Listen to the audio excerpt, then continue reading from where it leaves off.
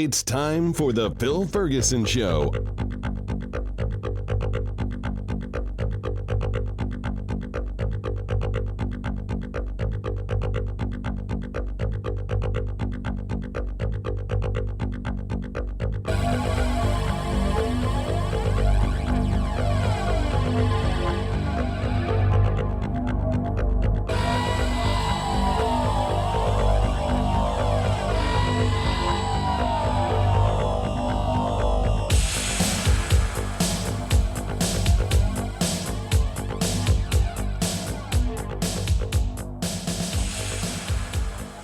This is Phil Ferguson, and you are listening to the Phil Ferguson Show.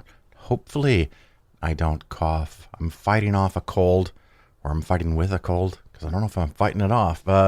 Hopefully, we win in a couple of days, and I'm all better. But for now, I do have a little bit of a cold. My wife had it, and was kind of strong, and hung around for 5 days, and I thought, woo, I missed it. But no, a couple days ago, it showed up in me. She's all better, so yay there. But now it's my turn. A little bit of a cough and everything. Fun news. I kind of hinted at it before. We just got back from a trip. We went to Brazil for 2 weeks, and if you follow me on Facebook, just simply Phil Ferguson. I think that's all you need to know. You can find me on Facebook, and I put up a bunch of pictures. I did get to go visit a guy hanging around on one of the mountaintops in Rio. That was good fun. Beautiful views. We went to multiple cities. We went to Florianopolis. We went to, I don't know how to say the name. The Foz is the falls, I think, in extreme southwest Brazil. It's actually at the intersection of Brazil, Argentina, and I think Paraguay. It's either Paraguay or Uruguay. I'm so sorry. I should have looked. Absolutely stunning waterfalls. Wonderful, wonderful place there. We went to a city I'd never heard of before, Curitiba. At least that's, I'm pretty sure that's how you're supposed to pronounce it. It is 2 million people in town and another couple million people in the suburbs. Really, really enjoyed Curitiba. We then went to a suburb of São Paulo. That was nice as well, of course, and got to visit some people that my daughter knew from her year as an exchange student. And then we went up to Rio, and Rio, of course, is a really big city, but nothing like Sao Paulo, because I think something like 20 million people in Sao Paulo proper. Apparently, it is the single largest city in all of the Americas, North, South, and Central America. And we particularly avoided the downtown area just because it's crazy. But Rio, we went downtown, and I think that's still 4 or 5 million people. Really big town. Many, many ginormous 10, 20-story buildings right off the beach. Beautiful beaches. And then sometimes just a block or two away are the favelas, which is the housing that's built either legally or illegally up sides of the mountains, where people stack houses on top of each other, and sometimes there's no road. There might be a sidewalk. Very, very big problem with poverty and the number of people that are poor in poverty in Rio. But very good trip overall. Got to see a lot of great things. Got to have some wonderful food. I think my favorite is a meal called feijoada. I might be saying it wrong. But that was fantastic. They make rice and beans very, very good. The other thing that is kind of odd, they really know how to make French fries. In multiple locations, we had French fries, and absolutely fantastic. Of course, a Brazilian steakhouse is always fantastic. We also found really good sushi, so that's nice. Really good pizza. I think the only thing that we found there was two things. One, I tried an experiment with a food at a street fair. Not for me. That's okay. I'm sure it was wonderful. It just wasn't for me. But the real heartbreaker as far as the food, and I think it's called coxinha, It's kind of close to arancini from Italy. It's a ball or a teardrop shaped thing that's rice and breading and deep fried, and then in the middle can have different kinds of things. And we've had these before, and they're delightful. But this time, twice we got them, and they were just awful. Oh my God, they were cold and gooey, and just, I don't know if they weren't cooked right or if they've been sitting around for too long. So, we had that small problem, but really, really amazing trip. So delighted that we took it and got to see Brazil. Our daughter is fluent in Portuguese, Brazilian Portuguese, so that helped a lot. But in the South, particularly, there's a lot of European influence, and we ran into a couple people. As a matter of fact, our very first Uber ride after we got off the plane, the guy spoke fluent Italian. He's actually Italian, born in Brazil, but Italian parents, and then actually lived in Italy for something like 20 years. So he and I had a fantastic chat. Oh, that was so nice. But outside of the extreme South, Italian is not that common. And the thing that you probably would need to know, Spanish is not going to help you. They don't really get Spanish. They don't like Spanish. You would think that almost every other country in all of Central and South America speaks Spanish of some kind, that they would know it. They do not. Matter of fact, I think the only time I ran into people that spoke Spanish were service workers. Someone driving a car, or cleaning rooms, or clearing tables. Maybe a lot like the United States, for good or bad, but that's just the way it is in Brazil. So had a great time with that. Solar panels in both houses are working great. The fun and possibly interesting thing, I missed the dry season in Orlando, the Orlando area. The solar panels weren't turned on quick enough for my desires. Still putting out a lot of electricity, but we are now in the wet season in Florida. And so there are sometimes just randomly in the middle of the day, an hour or so, where you have dramatic reduction in productivity because it gets very dark and cloudy and rainy. And then, of course, half an hour to an hour later, maybe it's full sun again. There have been many days where the solar panel system that I have in the Chicago house produced more electricity in a day than the solar panels in Orlando. And that's partly because totally clear day in Chicago and cloudy, rainy, even if it's only for an hour or so in Florida, can really dramatically reduce your production for that day. Other fun things, of course, right now I am in the Chicago suburbs. It is late June of 23, and it is another round of really bad air quality from Canadian forest fire smoke. So it's bad outside. I put a photo on Facebook, and just looking at the end of the block, which I don't even think is a quarter mile away, dramatic reduction in visibility. That's how bad it is. So I am going to turn up the air filters, make them run even more inside the house, and not go out to breathe that air if you don't have to. Stay inside, be safe. Now, this show, by the way, it doesn't have an interview like most shows do, but every once in a while we find something. I have an update on electric cars, specifically EV charging, and some information about the recent decisions from Ford and General Motors about them using the Tesla connector, the Tesla charging system, and Tesla allowing them at some future point, starting probably with models in 24, well, probably sold in late 24, but model 25 year cars. So as I learn more about that, I'll give you more information. I also have a nice Schwab update at how things are going with Schwab, and particularly the transition of TD Ameritrade accounts to Schwab. I cover all of that in that segment, but the basic gist of it is it's going well. So that's nice.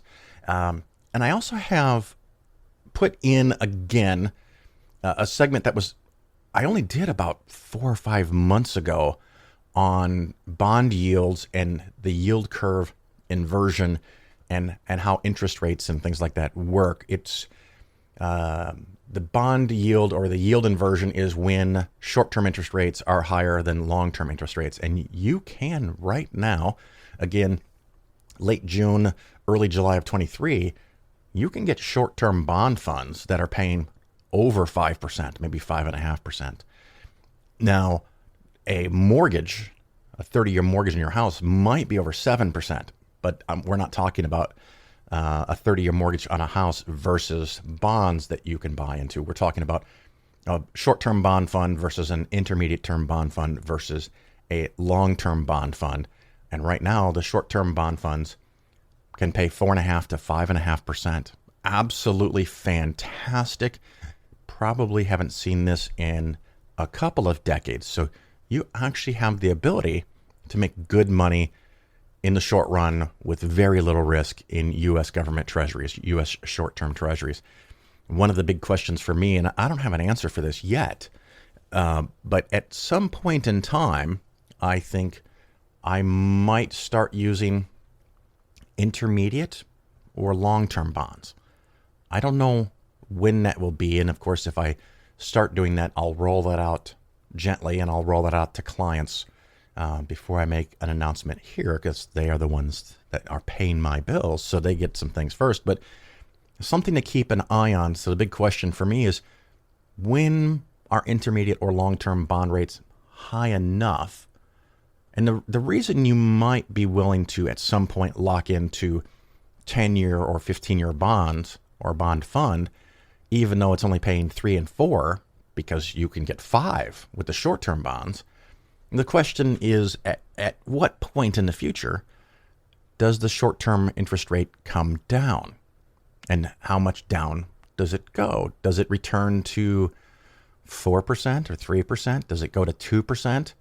And the trick would be is that if you buy a bond fund that's got a duration of 10 years or a maturity of 10 years or longer, that's paying 4% now, you could lock in that 4% annual yield in that fund and just keep getting 4% for years and years and years to come, even if the short-term rates go from 5 to 5.5% down to 2 or 3%. So that's the reason you might want to do that. I don't think I'm there yet, but it's something I'm kicking around. If short-term or long-term rates jump to 5 or 5.5, 6%, I'm going to be really interested in locking that in. I have been avoiding intermediate and long-term bonds for many years, but I've done this long enough that many, many years ago, 12, 15, 20 years ago, I would have a portion of the cushion in intermediate and long-term bonds, because sometimes interest rates go up, sometimes they go down, and it's just another factor of diversification, of reducing the overall volatility of your portfolio by having a different investment.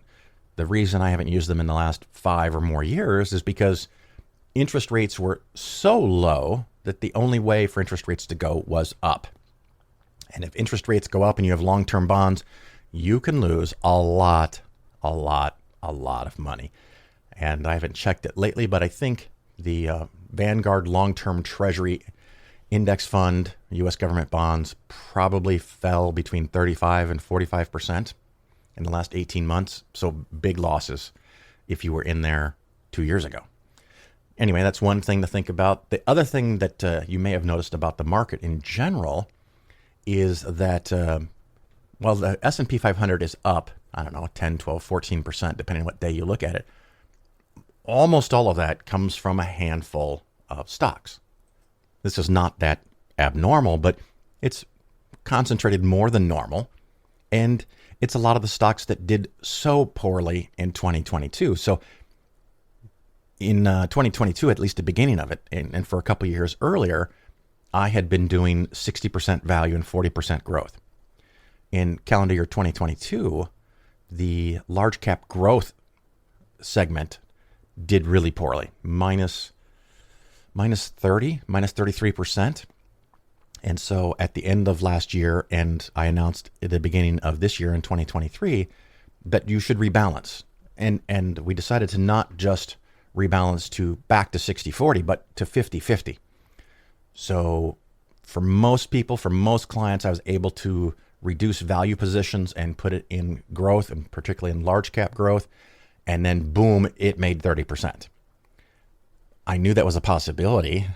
It's a very nice thing that has happened, but what will it do next? And I normally don't like even reconsidering changing anything in less than a year's time, but it's something to keep an eye on. And for some people, let's say you had 100,000 in large cap growth and 100,000 in large cap value at the beginning of the year. You might find yourself in the position where the large cap value is still about 100,000, maybe 102, but the large cap growth is now 130,000 because it went up 30%. So if you're adding money, add it to value. If you're not adding money, and particularly if you have an IRA or Roth IRA or a 401k, maybe rebalance back to 50-50. Do you do that today? Maybe. Do you wait for large cap growth to go up some more? I don't know. Maybe. I guess at this point, I'd be leaning towards this is an opportunity to rebalance towards 50-50 of the large cap growth versus large cap value. Those positions in your portfolio should be about the same. So in the theoretical scenario here, if you had 100,000 in each at the beginning of the year, and now it's 102 versus 130, you could sell, I guess what would that be, like 14,000 of the large cap growth and put it into large cap value. Just a possibility. If you're in a taxable account, keep in mind there might be tax consequences because that fund just went up a whole lot. So something to think about. If you're in the process of adding money, you could leave the growth alone and add more money to the value and not add it equally to value and growth, particularly in the large cap segment. Anyway, I'm gonna wrap that up, and like I said, we're gonna hear about Schwab, TD Ameritrade updates. I have a segment on electric car, EV charging, Tesla plug, and a rebroadcast of a segment I did several months ago. And so it might be a little dated, but because it's only a few months ago, I think the general idea still holds. And the really big thing is that historically, and the reason I'm putting this in the show again is it's been brought up to me via show listeners and some clients. Hey, we have this yield inversion. It's getting more dramatic. Doesn't that normally predict recessions? And yeah, historically it does. But what do you do with that information? And when do you do something with that information? And that's all covered in that segment. And so I just, instead of redoing the whole 17, 18 minute long segment, I just grabbed what I had 4 or 5 months ago, and it's in this show again. So if it's total repeat for you, oh, okay, we'll skip that part. But I think you'll find it informative, and it's a nice discussion about what the yield curve is, what yield curve inversion is, and how reliable is that to predicting a recession, and when does that happen, and what do you do with that information? And anyway, I'm going to wrap up the intro stuff here, take a quick break, and go on with the rest of the show.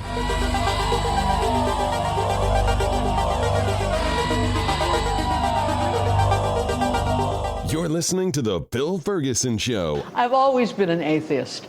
I simply, as time went on, I became more interested in American intellectual history, and I felt that the secular side of our history was very much underrepresented in readable, popular history books. So that's how I got into it. I am not an atheist propagandist in that I'm not interested in converting people to atheism. What I'm interested in is talking about what the secular side of our history has meant to the development of the United States. And what has the secular side of the development of our history meant for the development of the United States? Well, it's something that's not talked about much because we've got all these people going blah, blah, blah about how this was founded as a Christian nation. But it wasn't founded as a Christian nation, although we were overwhelmingly a majority Christian people at the time the Constitution was written. But what did the founders do in the Constitution? They made a break with all previous documents, including the state constitutions at the time after the revolution, and they didn't mention God. They didn't say that governmental power flows from God. They said, "We the people." The word God does not appear in the Constitution at all, which always astonishes my college audiences when I tell them that, which tells you how badly American history is taught. In fact, what's generally taught about the origins of the United States is everybody who came here for religious liberty, which is true. But initially, before we became the United States and were colonial America, the people who came here for religious liberty came here for religious liberty for themselves, not for anybody else. So the first thing the Puritans did in Massachusetts was try to get rid of everybody who didn't agree with them. However, the founders had a very different view, which is because there were already people of so many different faiths here, we needed to have no state faith. So they just left it out altogether of the Constitution. The First Amendment was made specifically to protect religion from government. The Constitution itself, which leaves God out, was meant to protect government from religion. The two go together.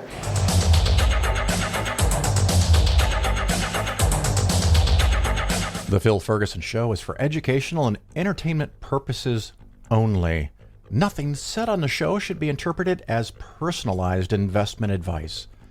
Investments should be based on your personal situation, and you, of course, should consult with your financial advisor or tax professional before taking any actions. This is a little update segment on TD Ameritrade's conversion to Schwab, or I guess your accounts, if you have them at TD Ameritrade, going to Schwab.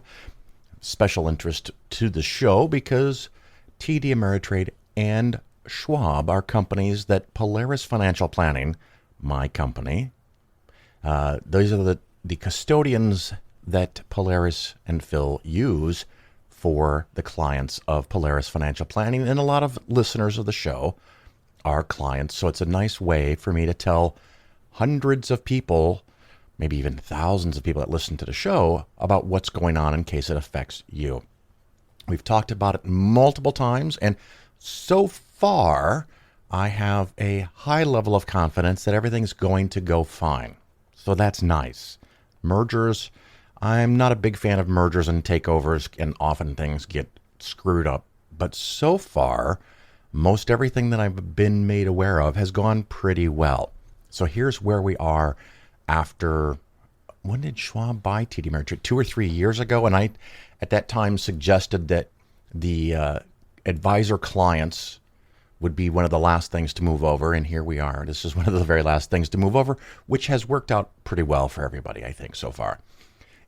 Starting in June of 2023, in case you happen to be catching this in another time period, Schwab is now creating duplicate accounts of what you have at TD Ameritrade. And the idea is to run those accounts in parallel. The accounts at TD Ameritrade are still, at this time in June, the official accounts. You change anything at TD Ameritrade, you add money, the markets go up, the markets go down, you take out money, you move from one investment to another investment. You do all of that at TD Ameritrade. You want to move money from TD Ameritrade to your bank, or from your bank to TD Ameritrade, all of that still functions, all of it at TD Ameritrade. What you may start seeing, and I've gotten some reports, thank you very much for listeners and clients of Polaris, you are now getting emails and or documents, depending on the preferences you have in the system, telling you that, hey, we're making duplicate accounts at Schwab. And there is a process where you can click on a link at TD Ameritrade and go see your account at Schwab and start to become familiar with the Schwab system. You don't have to do that. You probably might want to. You probably should go get familiar with poking around the Schwab system, because at some point, after months of confirming that everything runs the exact way at Schwab as it does at TD Ameritrade, TD Ameritrade will formally transition authority, power, and control over to the Schwab website, and you will use the Schwab website to move money, to make any transactions, to see your accounts, to get old statements. Everything that you ever would do on the TD Ameritrade website, you will do in the future. After the first weekend of September, you will do on the Schwab site. I have been taking steps in the background, the steps that are required by Schwab/TD Ameritrade, and I've now linked my Schwab login details to the TD Ameritrade accounts. And so I will start to see accounts as they get batched over more and more within Schwab. They're still independent from the accounts that I had at Schwab previously, but I'll be able to see them through the same process. So it's all moving the way it's supposed to. Everything is working fine. Pay very close attention and save any documents that you get from TD Ameritrade and or Schwab. Read them carefully. If you have questions, particularly if you are a client of Polaris Financial Planning, you of course can email me, phil@polarisfinancialplanning.com. I am specifically setting aside time to be available to take these questions and expect that everything's going to go smoothly. But, extra time might be necessary on my part to make sure that it does go smoothly and that everyone understands. Keep in mind that all of the accounts, once they're moved over to Schwab, particularly after the first weekend of September, all of the accounts will have different numbers. Your account numbers will change, primarily driven by the fact that TD Ameritrade has 9-digit account numbers and Schwab has 8-digit account numbers. There's no way they could keep your old account numbers. You will have new account numbers.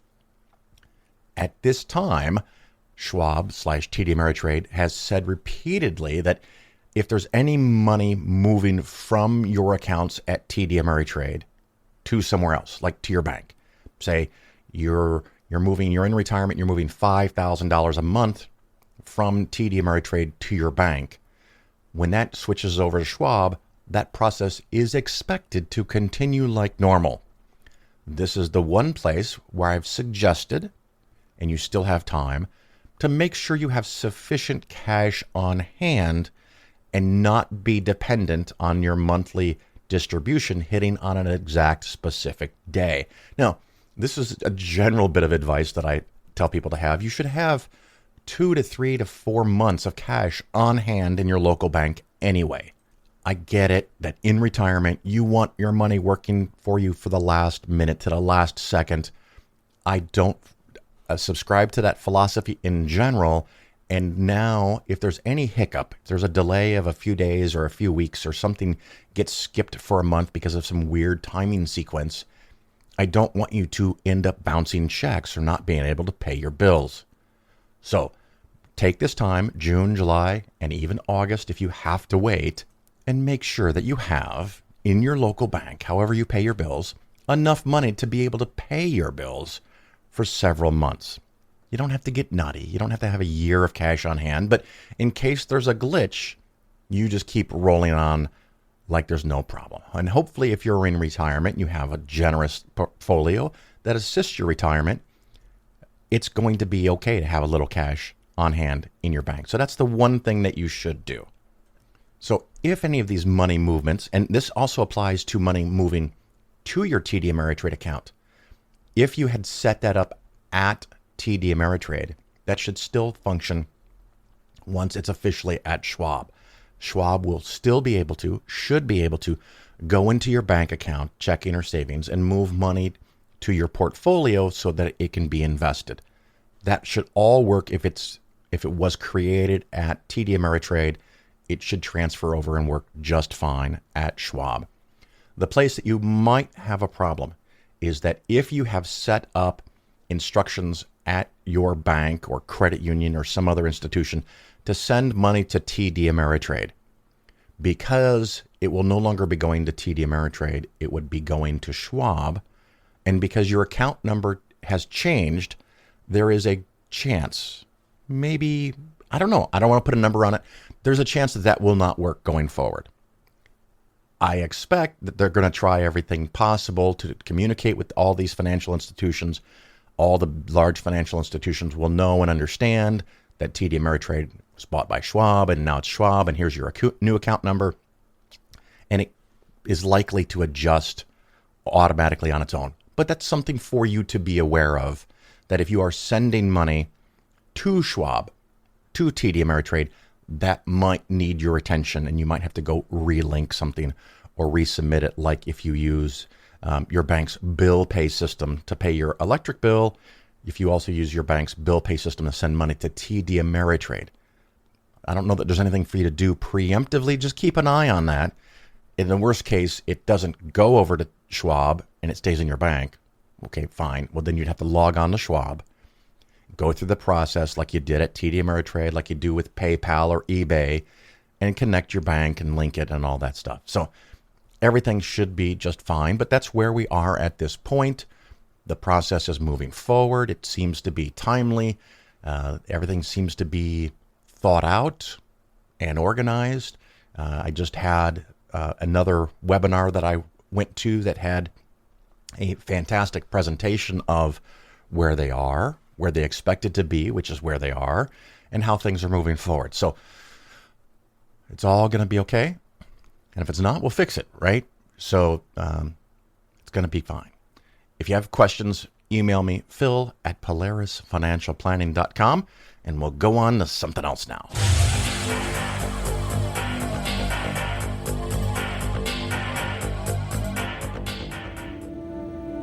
Pace e lunga vita.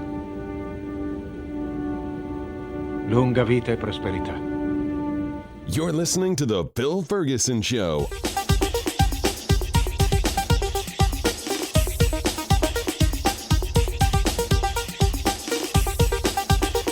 This is a special segment on EVs, electric vehicles, and Tesla.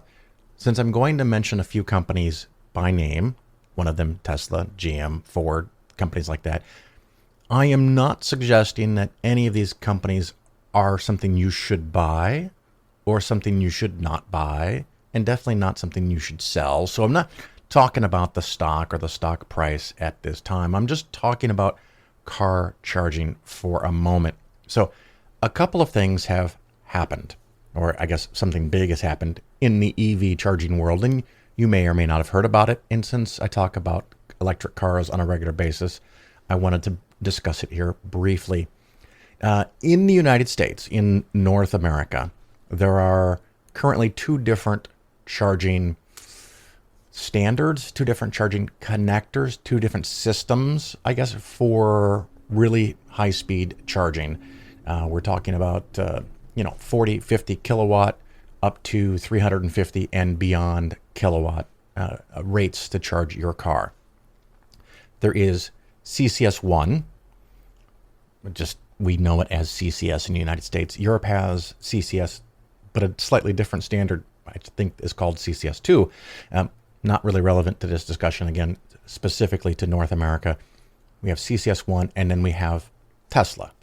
And Tesla changed the name of their system, or gave their system the name North American Charging Standard, which, by the way, fucking brilliant. If you're going to name your system, why not call it the standard? Just de facto, Tesla decided they're the North American Charging Standard. So previously, I had suggested to Tesla that the way they make money, or another way to make real big money going forward, would be to open up their charging network to any and every car that shows up and charges. The United States government has put forth billions of dollars to build up new charging systems, but they have to allow every kind of car to charge. It has to be for all people, not just a specific brand. So that means CCS. My car, so potential conflict of interest here, my car is the Chevy, made by GM, Chevy Bolt with a Bravo, Bolt EV, maximum charging speed, a very slow 55 kilowatt. I can use CCS chargers, and I can also use what are called level 2 intermediate, I'll call them intermediate chargers. And I can even use Tesla destination chargers, which is their fancy name for their level 2 charger, with a little adapter that I bought, which is cool. But the really high-speed Tesla chargers, you have to be permitted. You have to be part of their system. You have to be counted in.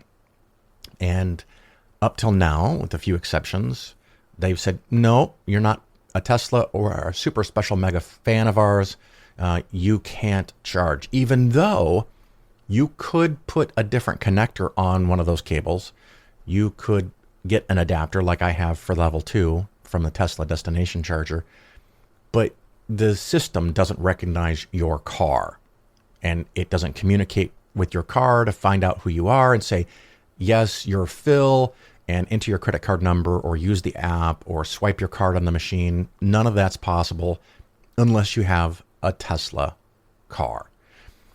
Well, what has happened? A couple of things. One, they're going to open up their system for other cars to charge. They've already started doing this with some charging stations, most notably a few in California and a few in the state of New York, which is very cool. Kudos on them. I figured that would be the play, and what they have is a thing called the Magic Dock. Again, great naming, you guys. Okay, full credit. In the tower that you find in the parking lot or at a gas station or a grocery store or Target or Meijer, wherever, you check in, and of course it recognizes your car because you have the app and you've registered your car. I mean, you put in the VIN and everything, and you say that you're there and you're going to charge, and the handle that you pull out is no longer just the Tesla connector that you would put in your Tesla. It comes out with another piece on it that's locked on it. That's just a different shape of the CCS1. Now, the fascinating thing is that somewhere in the past, this standard, the US standard that came up, the CCS1, and there's organizations that monitor a standard like this, and there's certain rules and regulations, the shape, the size, the amount of power it can handle, and also communication standards where the machine talks to the car and vice versa. Tesla charging connectors have years ago adopted this same standard, which is why Teslas can pull up to a CCS charging station from Electrify America, EVgo, ChargePoint, many other companies. And even though the connector doesn't physically fit to the Tesla, they put on a little piece of plastic with wires inside, and everything's hunky-dory. And so Teslas can charge at literally any charging station, while a non-Tesla can charge at literally any charging station except Tesla. Now, that's been changing, like I mentioned, a few stations in New York and California. And my perceived reason for doing this is to be able to qualify for the federal money. Again, billions of dollars. If you can get a piece of that, if you're Tesla and you can get a piece of that to help even roll out more chargers to enhance your network even further, that's pretty cool. Well, what has happened in the last few weeks, it was first Ford, and more recently, General Motors have announced that they are going to change their cars so that they can use Tesla charging stations. And of course, that means Tesla will have to recognize those cars. It sounds like starting in 2025, because this is what GM and Ford have said, is that the Tesla charging port will come built into the car itself, which is very cool. I do not know if Ford and or GM will have this as an additional connector or as the only connector. So you could open up the little door to charge your car on your car, like you open up the flap for the gasoline cap. You open the little door on the car. There have been cars in the United States. The Nissan Leaf was one that had two connectors in the front. There have been a few cars around the world that have ports that open up. Matter of fact, Teslas in Europe, when you open up that charging port door, there's the Tesla connector underneath and the CCS2 for Europe. So you can easily charge. You don't even need an adapter because there's two different ports. It's like having VGA on your monitor and HDMI on your monitor. You can use either one, and they both work perfectly fine. I do not know if Ford and or GM will use only the Tesla connector going forward, or they'll have two different connectors. And it might even vary by model. And they've said that they're going to start putting in this Tesla connector in 2025. So the question is, what does that mean they're going to start using it? Does that mean there's going to be a year or 2 or 3 or 5 of production where some cars will have CCS and some cars will have Tesla, or some cars will have 2 ports and some won't? There's a lot to be figured out. But the thing that's really cool, and what is going to happen, and something that I said would never, ever happen, and here I am wrong, Ford and GM will include in 2025 and or going forward, there will at least be a port to hook up to a Tesla charging station. And it's also been said that starting in early 2024, anyone who currently has a Ford or GM vehicle will be able to purchase an adapter, a connector of some sort, and you can use the Tesla app and sign up your car, and you can pull up to a Tesla charging station and use the Tesla charger with your additional piece of equipment that's you have to buy to change the physical shape of the connection. So you will be at some point, if you have a Ford or GM that you've already bought, be able to use the vast majority of the Tesla supercharging network, the DC3, the really fast ones that you've seen around the country if you've gone driving, which is very cool because that means my car now has almost twice as many locations or twice as many towers.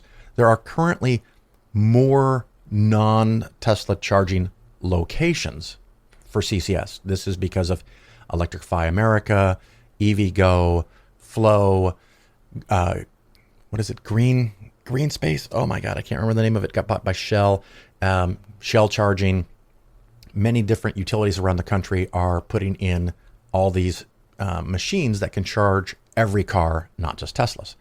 And so, but now Tesla has more towers, not more locations, because their locations often have 6, 8, 10, and in some cases, many more charging towers, where a lot of non-Tesla locations are 2 to 4 towers. So there's technically more locations you can high-speed charge a car that are not Tesla, but there's more towers, there's more connections, there's more plugs that are Tesla.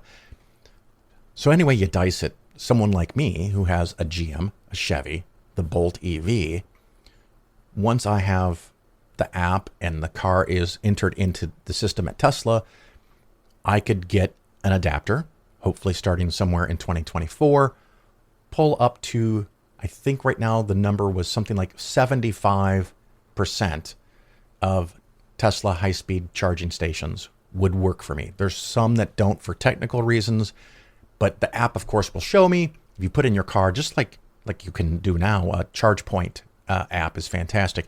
You put in your car, make, model, year, and it will tell you all the locations that work for you, and it will just start showing all of these Tesla stations. So if I get crazy and want to drive from Chicago to Orlando or back, again, the number of locations that I could stop effectively could double, which is very cool.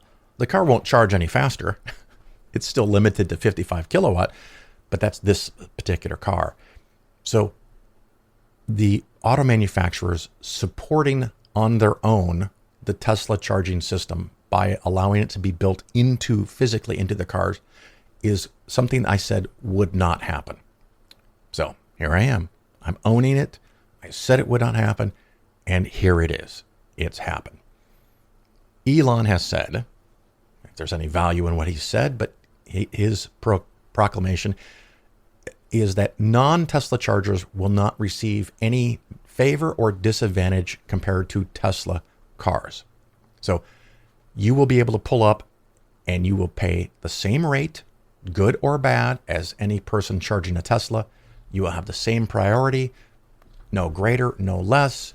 If the towers share electricity between cars, You will get shared based on the same rules that every other car, every other Tesla charges. So the nice thing about this is whether there's 2 ports in a future Ford or GM vehicle, or just one, the new Tesla connector, everybody will be able to charge everywhere. Well, 90 to 95% of all locations, which is pretty freaking cool. Another thing that they say often is that Tesla has the highest charging speeds. The network does. That's not true. I think most of their connectors are limited to 250 kilowatt charging rate, which is quite fast. Don't get me wrong. But the Electrify America and a couple other companies have towers that charge at 350 kilowatt or higher. There are just not as many of them. But altogether, you'll have many more locations to charge at high speeds, which is, to me, 150 plus. Again, my car charges at 55. So if I can charge at 150 or 200, if I could charge 3 to 4 times faster, then those 10-minute stop or the 30-minute stops that I had when I drove from Chicago to Orlando would now become 10-minute or 8-minute stops. And that's enough time for you to go inside, whether it's a Meijer or a gas station, which is becoming more and more common place to charge your car. You can use the bathroom, you can buy a snack, you can drive through fast food, you can eat your food while you're charging at the facility. And we're getting really close to parity speeds where you can drive your car. One of the problems with, or limitations, I guess, not necessarily a problem, Tesla charging stations, from my understanding, have maximum of 400 volts. So I'm not going to go into all the electricity. There's volts, there's amps, there's watts, there's kilowatts, which is 1,000 watts. Some cars, Porsche does this, Kia and Hyundai are a really big example of this. They use 800 to 900 or even more volts. Their system can handle that. That's why their cars can charge as fast. So a Hyundai or Kia at an Electrify America station might charge at 240 or higher, slightly higher, kilowatt. That's the speed that you fill up the battery. Absolutely amazing. Assuming that the car can talk to a Tesla charging station and negotiate what kind of power, how many amps, how many watts, how many amps, how many volts it can push to the car, that car, instead of charging at 250, might charge only at 125 until Tesla charging towers can handle 800 or higher volts. It has been discussed that their future chargers, Tesla's next generation of chargers, will be able to charge up to 1,000 volts and up to 1,000 kilowatt, the rate of flow, 1,000, which would be 20 times faster than what I can do today. Absolutely amazing. Some of the new cars from Ford and GM can handle 150 to 200 kilowatt, which, again, 3 to 4 times faster than me, keeping in mind that you get a diminishing return. So if my charging time went from 40 minutes to 10 or 40 minutes to 8, huge increase. If you then double the charging rate for the car, your car would go from an 8-minute charge for 2 to 3 hours of driving down to a 4-minute charge. That's nice. That's very nice. But in a 6 to 8 hour drive, if you cut 5 or 6 minutes off of your charging time, not a materially different thing, in my opinion. And of course, having the equipment that can do that and having the car that can take that drives up the cost quite a bit. So if you have questions on this, or if you notice that I said something in error, you can, of course, email me, phil@polarisfinancialplanning.com, and I'll try to correct any mistakes that I made. But I think I have it. So the thing that I thought would never happen is GM and Ford so far, and I'm assuming that every other car maker in the next 6 months to a year that sells cars in North America is going to say, yeah, we're going to make a deal with Tesla. I don't know what the deal is between Tesla and GM as an example, but they made a deal.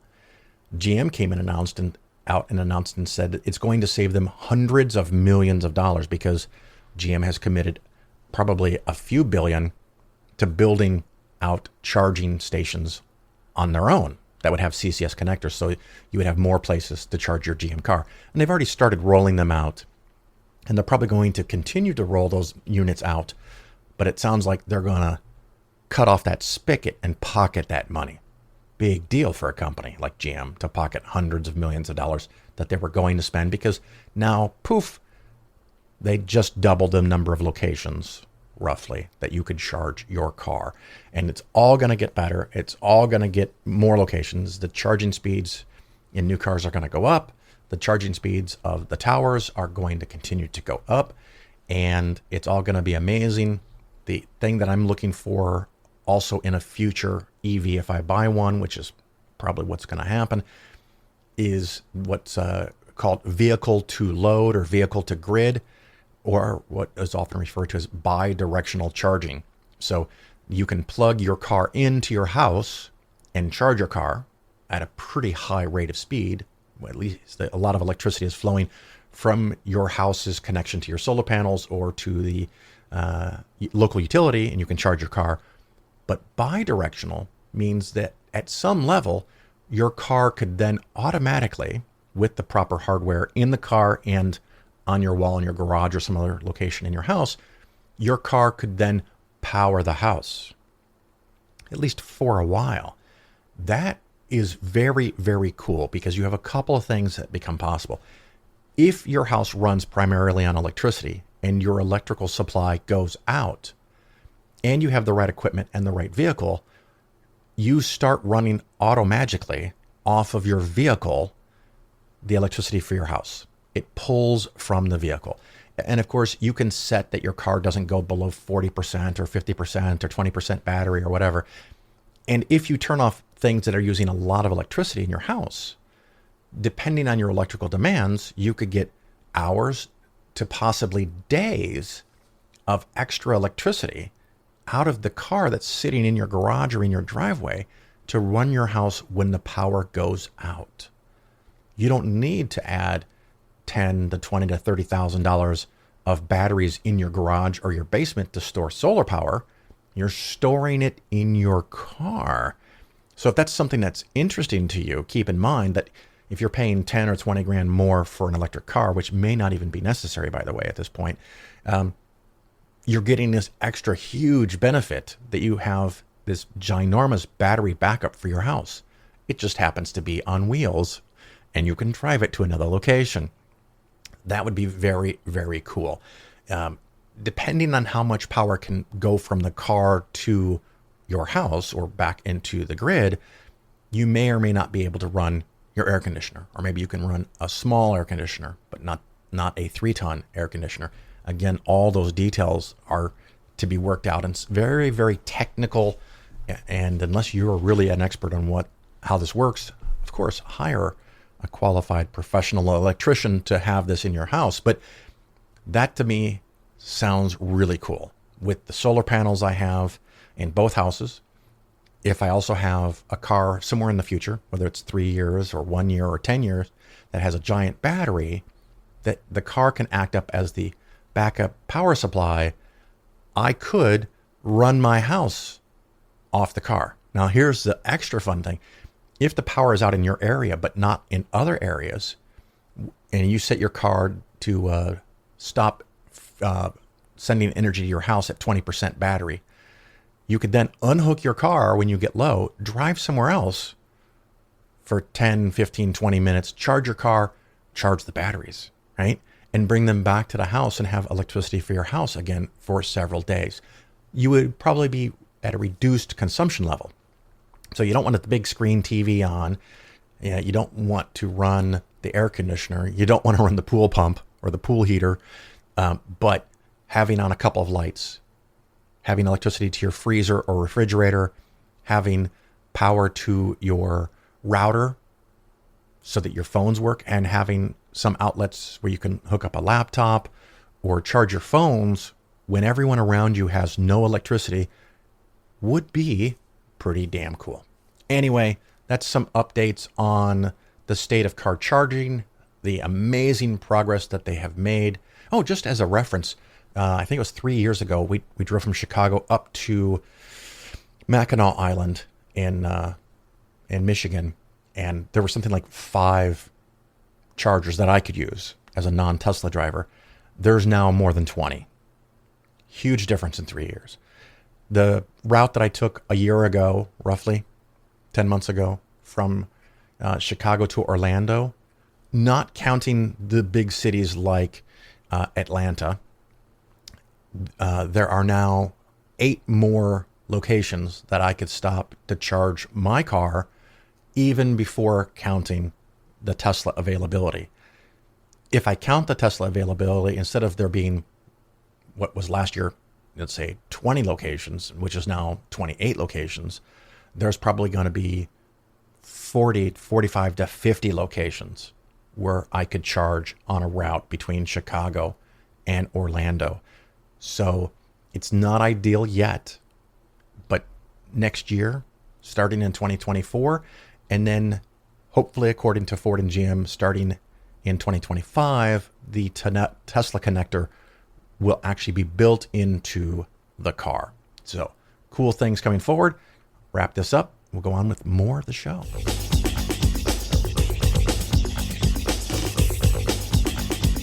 I like reading the Bible. I was reading the Bible, found out Jesus had a little brother. Anybody know his name? James. When I read that, I was like, how much pressure was that? Jesus, your big brother? How many times did you have to hear, why come you can't be more like Jesus, James?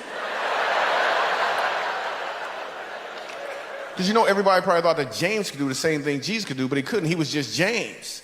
He wasn't James Christ. Remember the wedding banquet? Jesus turned water into wine. Everybody was amazed, but they don't tell you about the next banquet. Jesus left early. They started running out of wine. Everybody looked at James. It's like, man, last time this happened, your brother made some wine, dude. You just gonna stand there with your sandals on? You're not gonna... Can you make some Kool-Aid or something? Man, you're not gonna do anything.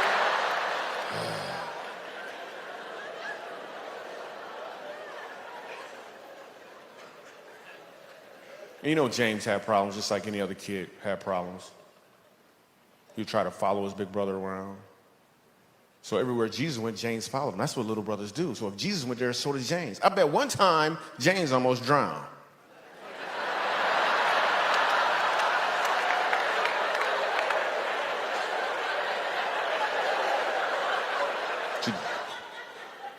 Oh, you just got that joke just now, didn't you? Jesus walked on water and James tried to just went.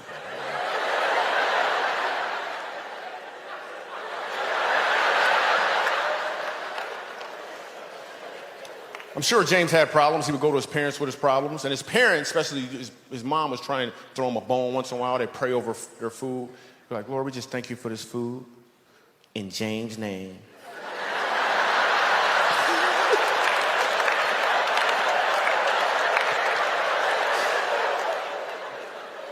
James had problems.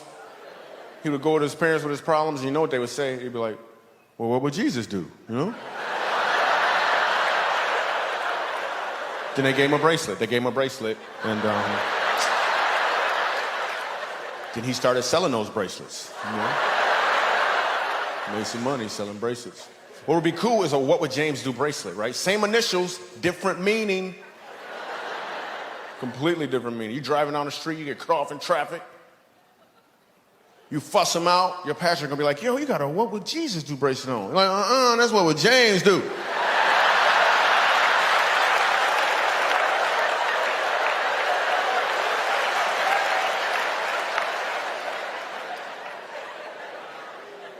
Driving an imaginary car for a long time, isn't he?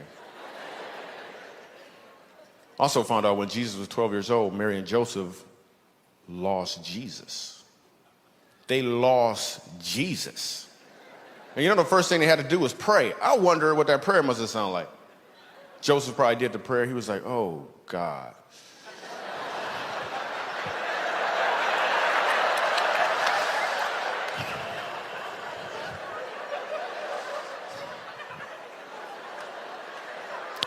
Dear God, oh, forgiving God. You remember that Messiah you gave us? You got another one somewhere, man? We don't. That was the only begotten son? Okay, we're going to find him. We're going to find him. Hey, poor! You don't have to be poor anymore! Jesus is here! The Phil Ferguson Show is for educational and entertainment purposes only. Nothing said on the show should be interpreted as personalized investment advice. Investments should be based on your personal situation, and you, of course, should consult with your financial advisor or tax professional before taking any actions.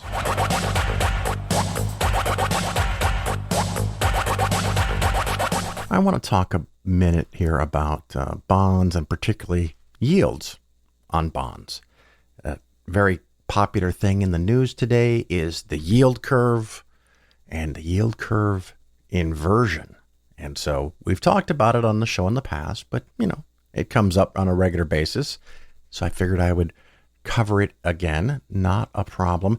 So generally speaking, if you want to buy a bond, you expect to get more dividends, a higher yield on a bond the longer the bond is. Because if I'm going to lend a company money for 1 year and I expect a certain amount of dividend in compensation, a interest, a dividend, something for me for letting you borrow my money for a year and paying back the bond, cool. Whatever that rate is, we'll call it X.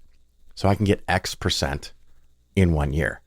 If I'm going to lend you money for 5 years, I may want, normally the market expects, a higher yield, maybe X times 1.5 for 5 years. And I don't mean over a 5 year period. I mean for each year of the 5 years, because that money is now tied up for 5 years.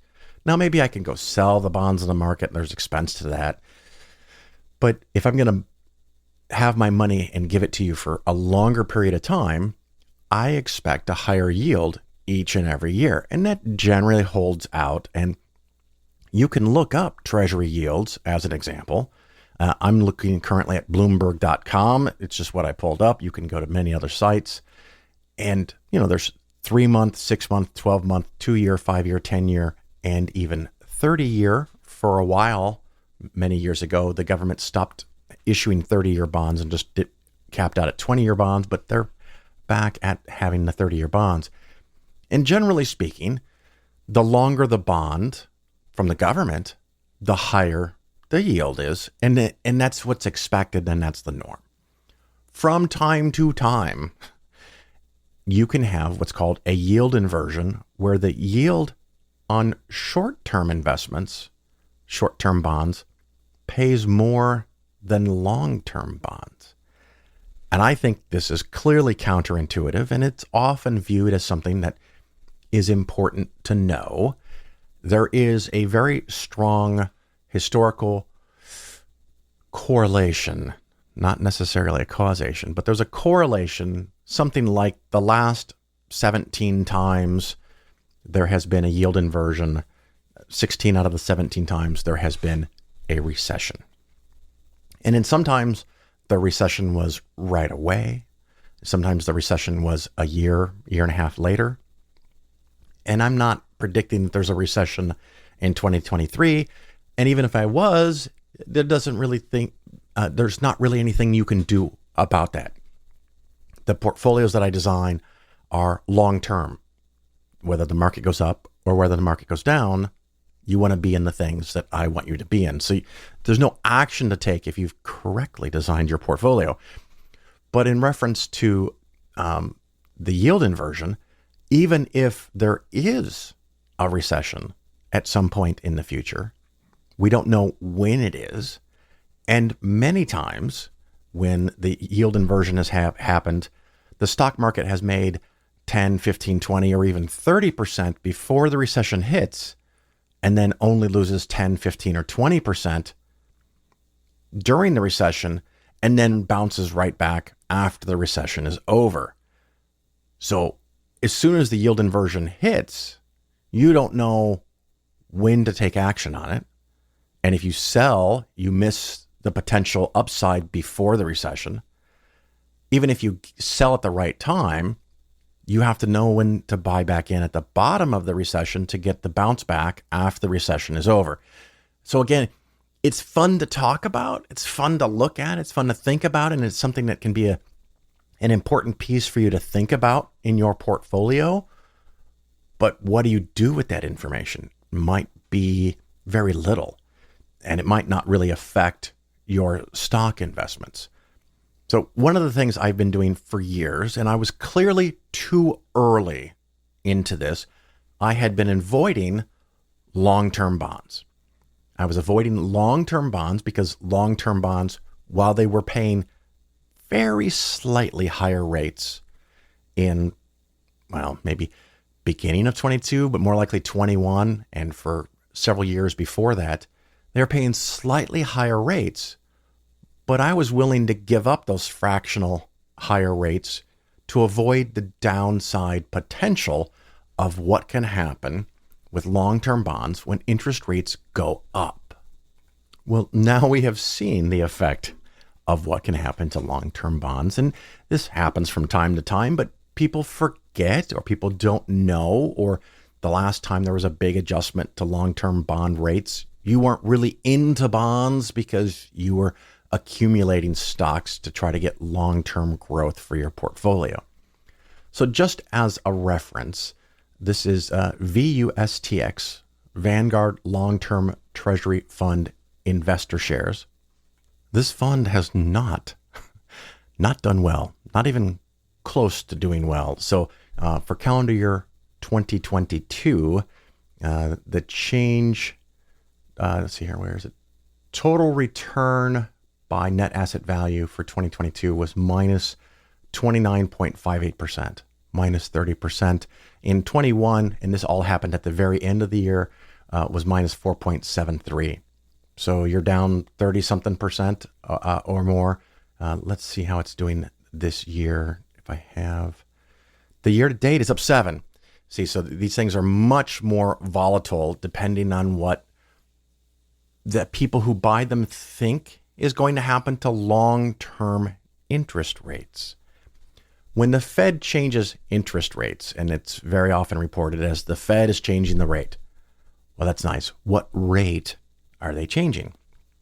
The Federal Reserve, the Fed, is changing the overnight lending rate, the amount of interest the Fed can charge, or that banks charge each other, for the banks to borrow money overnight for just one night. I shit you not, for one night at a time. Banks have to do this to make sure they have enough money on reserve to pay out a certain percentage of all the money if all of the clients came.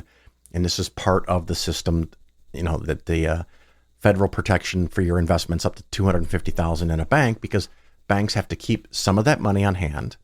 Some of that money they might borrow from another bank that has more money than they need. Or they might borrow it from the Fed overnight. And that money they have to pay interest on. And of course, it's a very low rate, generally speaking, and divided by like 365 days. So a very, very low rate for one night. And that's the Fed funds rate. What tends to happen, though, as the Fed fund rates go up, the interest rates for different bonds go up in sympathy, in correlation. I don't know. They tend to move up, but they don't all move up in the same way. So as the Fed funds, the overnight interest rate has gone up, the short-term bonds have gone up a lot. And that has led to a result where the short-term bonds, where I was hiding away from the long-term bonds, ended up losing 4 or 5% last year, where I was hoping it would be no more than a 3% loss, 5% loss on a very short-term conservative bond. Felt a little more painful. But at least it wasn't minus 30% like you had in the long-term bond. And so the weird situation here is that 3-month treasuries are now yielding around 4.8%. A little bit over a year ago, I think that was under 1, and maybe a year and a half ago now. And the 6 months are now around 5%. The 12 months are around 5%. The 2-year is 4.7.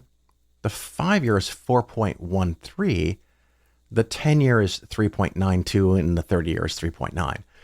But you can borrow really short-term money, or you can lend or buy treasury yields and lend your money to the U.S. government or to corporations and get something close to 5, or you could lend your money out for the really long term and get something under 4%. And that's a yield inversion when the short-term bonds pay you more than the long-term bonds. This is not normal. Now, what happens going forward, we don't know. We have no way of knowing. But one of the things to think about is that if long-term interest rates are lower than short-term interest rates, the people that are lending that money out for 10 years or longer, usually 10 is considered long-term for bonds, over 10. If they're lending money for 10 years at a lower interest rate and they're willing to buy bonds that pay a lower interest rate, they at some point expect that the short-term bonds will come down and they want to lock in making this 3.9% now because they're trying to hedge and they're trying to guess the future. So you could make 5% this year, but what are you going to make next year? And what are you going to make the year after that? Maybe those bonds, the short-term bonds, no longer pay 5%. They might in the future pay 4 or 3%. And then you having locked into a 10-year bond paying 4%, you look smart. So the long-term bonds often don't move as quickly as the short-term yields. Boy, I hope this makes sense. It's a lot. And it's one of those things that often people think bonds are simpler than stocks. They are not. Bonds as a category are wickedly more complicated than stocks ever are. The amount of variance, the types of bonds that you can buy, the way bonds behave, selling bonds and buying bonds, the process and all of that, it is so much more complicated, and it's not for the faint of heart, and it's not for the beginner. And while you might occasionally buy individual stocks if you're so inclined, I strongly suggest against not buying individual bonds. And if you have a broker that is selling you individual bonds, there's probably some extra costs, fees, transactions, other costs that you know or don't know about that you're paying. You're probably not going to make what you think you're going to make on those bonds. And that's before we even get to the possibility of bonds defaulting and keeping all of your money. All your money is lost, or you get a prorated part back because the company or the government or whatever agency is not able to pay back all of the money. Not for today's topic, but so we're in a situation where basically what I'm going to do is look at 1-year yield is 5%, 10-year yield is 4%. Okay, we're going to break it down to that, make it real simple. So do you want 5% now, or do you want to lock in 4% for a longer period of time? And this is a great question, and it's tugging at me because I have avoided intermediate 3 to 5, 5 to 7, 9-year bonds, and long-term 10 years plus. I've avoided them for years. Well, do I want to lock in some money for some clients that have a cushion, or even some clients that don't really have cushion yet because they're far from retirement? Do I want to start putting some of the money in longer term bonds? Not feeling it yet. I'm thinking about it. I'm considering it. And if I do, it would be a small move. But it's something in the past when long-term bonds were paying ridiculously high 6 and 7% yields. For me, it was a no-brainer. And I had a generous amount of money in intermediate and long-term bonds, and sometimes long-term bonds even for people that were nowhere near retirement, because the long-term bonds, by how much they can move up and down, might not be suitable for a large percentage of your cushion when you're thinking about safety and security in retirement, where you want a part of your assets that don't go down. But there are times where the stock market goes down, and if interest rates go down 2% to head off a recession, This is not now. This is a theoretical scenario of some other time in the past or possible time in the future. Unpredictable, but it could happen, where if the economy goes south and all the stocks go down and the Fed lowers short-term rates and other people respond because the Fed does not adjust all these other rates. These are all based on supply and demand. But if people think interest rates are falling, even for the long-term bonds, and they're willing to pay more for the bonds because the rates go down, or the rates go down because they're willing to pay more, those are inversely related. If you already own those bonds, not only do you get the 6 or 7% yield from the bonds that you own, but you could make 3 or 4 or 5% more. Actually, let me go back. This long-term treasury bond thing from Vanguard. I'm going to go here. The performance annually. You could have some amazing things that happen. 2008, the long-term bond fund made 17%.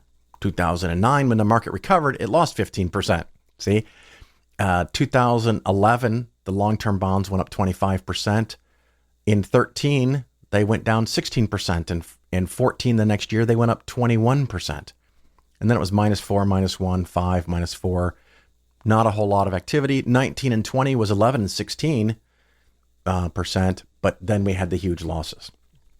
So long-term bonds tend to be very volatile. So if and when I use them, I want reasonably high rates, reasonably high yields, and it's still always going to be, for me, a small part of the portfolio. I'm not using them at this time, but I just wanted to kind of go over yields, yield inversion, ended up getting a little bit into the Fed. And again, the Fed doesn't directly control Treasury yields. And just as a side note, when new issues of Treasuries come out, they're listed on a website, and the really, really big brokers and banks around the world go and bid on these new issues. They don't bid in terms of the yield. They say, here's the price I will pay for them. And so if it has a face value of $1,000, they might say, I'll pay $990 for it, knowing that at some point down the road, 3 months, 5 years, 30 years, whatever, they're going to get the face value. So the yield is a calculation that can easily be done after the auction is done. And the person who's willing to pay the most is the first one to get part of the new issuing from the United States government. I know it's probably too much information for this whole segment, but that's what controls those yields. And those banks and those companies react to what they think the economic conditions are and what they think the economic conditions are going to be. And so right now, long-term yields are uncharacteristically, but it happens, lower than short-term yields.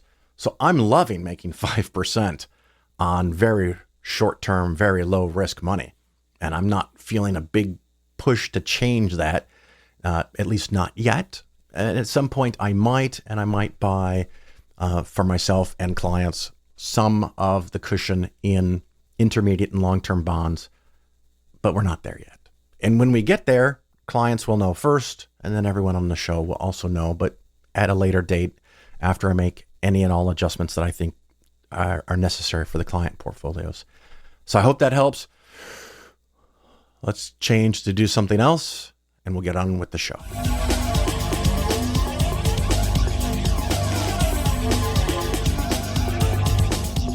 Welcome back. And of course, thank you for listening to the Phil Ferguson Show. I greatly appreciate it.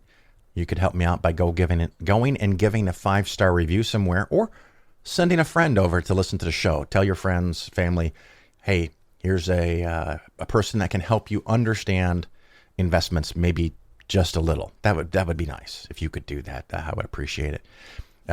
I have this new headset that I bought. I'm using it right now. It's really cool because it's kind of countersunk into the ear, so it's not the big, beefy headphones that one might use to do a podcast, which I normally do. And I got these in case I'm on a YouTube show with somebody, And the nice thing is that they're discreet, right? So I think it makes it look professional instead of just these big honking headphones. But I have not yet been able to get them to stay in my ears, and I think the problem is I have small ears, so these want to work their way out. So we will keep experimenting with that. I can't use them to make phone calls or phone conversations, and I guess I could take them on a plane and plug them in if there's a little jack in the screen or near the screen, so I could watch a in-flight movie. That's pretty handy. The other thing I just recently bought was a pair of Bose in earbuds, I guess, kind of like Apple earbuds. The sound on those is quite lovely, quite nice, and I think that those will be what I carry on future flights instead of my over-the-ear, very lovely headphones that I have now that are noise canceling, because these are so small and so easy, and they do stay in my ears. They stay very nice. The only thing that's a problem, I can make a phone call with them. So like if I'm at an airport, not on the plane, but I'm in an airport and I need to take a call, I can do it, but the sound quality for phone calls is pretty shitty. So I will still have to carry my, I don't even know what the hell these are called now. The company name is now Poly. It was, anyway, they bought somebody else up. Those are still my go-to for phone conversations. So, and they're very light over the earpiece. Anyway, I'm babbling. Thank you for listening to the show. If you have topics or things you want to talk about or hear about, let me know. I've already recorded just yesterday, and it will be in the next episode of the show, an interview with another author who's written a book about, I think it's called, If It Smells Like a Quack, If It Looks Like a Quack. It's about one true cures and medical oddities and medical things where people are convinced it's magical, whether it is prayer or hydroxychloroquine. Oh my God, I don't know how to say it. Or the people who are against injections and vaccinations and all that stuff. You're going to love it. But that's for the next episode, so make sure you come back for that. Wrapping it up now. I thank you for listening to the show, and I hope to see you out there in the real world sometime soon. Ciao.